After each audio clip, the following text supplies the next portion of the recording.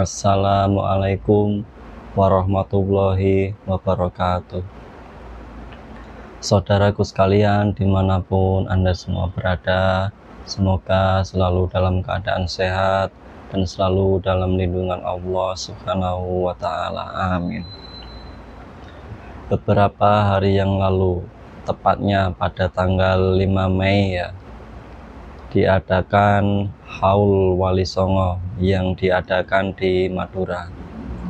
Dalam haul tersebut, salah satu penceramahnya yaitu Gus Abbas Buntet dari Cirebon.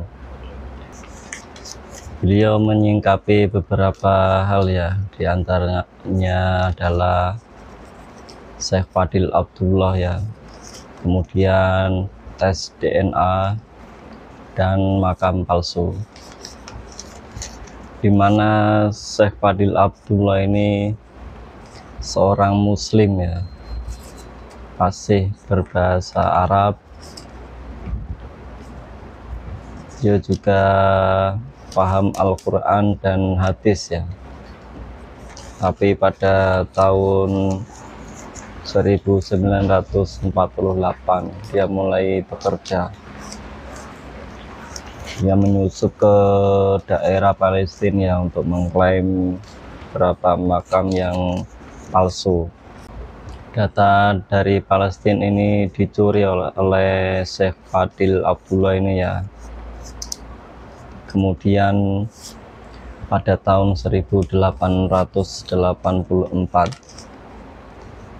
semuanya terbongkar ya, apa yang dilakukan oleh Syekh Fadil Abdullah ini.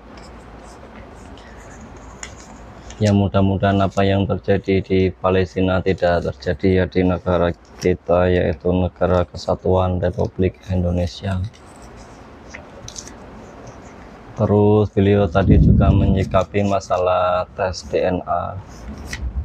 Kalau dalam masalah tes DNA kami lebih respect ya kepada Mbak Najwa Shihab. Kenapa? Karena dia dengan terang-terangan ya mengungkapkan hasil tes DNA-nya, dimana hasil tes DNA Mbak Najwa Shihab yaitu 3% ya, ras Arab 40%, ras Asia Selatan, dan 26% yaitu ras Afrika Utara. Hasil tes DNA ini menguatkan tesis Kiai Madudin yang menurut kami bahwa sangat mustahil cucu Nabi atau keturunan Nabi hasil tes DNA-nya Arab cuma 3% saja. Dan pendapat ini juga diperkuat oleh Dr. Menahim Ali ya, yang sudah menguak asal usul dari para Habib Alawi ini. Lalu bagaimana dengan tes DNA Bahar Smith dan Rizik Shihab? Pernah dulu Rizik Shihab juga mengatakan bahwa untuk menentukan seorang itu cucu Nabi apa bukan adalah harus melakukan tes DNA, dan hal ini kami mendengarnya sendiri ya, keluar dari mulut Rizik Shihab. Begitu juga dengan Bahar Smith yang mengatakan bahwa dia juga adalah orang yang akan pertama melakukan tes DNA. Lalu masalahnya sekarang, sampai sekarang ya, mereka berdua tidak berani melakukan tes DNA.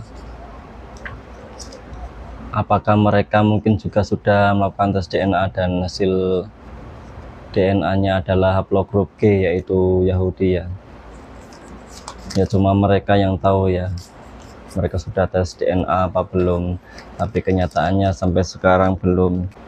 Dari perkataan Rizik dan Bahar Smith ya, bahwa ciri-ciri seorang pendusta itu yaitu adalah bila bicara bohong dan bila dipercaya berkhianat. Sekarang saudaraku sekalian nilai sendiri ya, bagaimana Bahar bin Smith dan Rizik Shihab ini. Apakah seorang pembohong, pendusta atau bukan? Beliau Gus Abbas Buntet tadi juga menyinggung masalah makam palsu ya. yang dimana makam palsu ini menjadi salah satu pola, yaitu dalam mengklaim wilayah Palestina yang diklaim oleh Zionis Israel. Dan ini perlahan-lahan juga terjadi ya di Indonesia ya. Contohnya misalkan banyak-banyak ya makam palsu. Ini juga ada komentar ya dari salah satu muhibin yang mengatakan bahwa kami ini adalah pengadu domba, tukang fitnah ya pada Habib Lutfi bin Yahya mengenai makam palsu KRT Sumodiningrat di Semarang. Menurut sejarah, manuskrip, dan catatan keraton ya, makam KRT Sumodiningrat yang asli berada di Jejeran, Pleret, Yogyakarta. Jadi bukan yang berada di Semarang seperti yang diklaim oleh Habib Lutfi bin Yahya. Dalam hal ini pihak keraton juga sudah turun tangan ya, artinya sudah dibuat tesis ya mengenai makam KRT Sumodiningrat ini, yaitu tesis yang dibuat oleh saudara Yasir Arafat.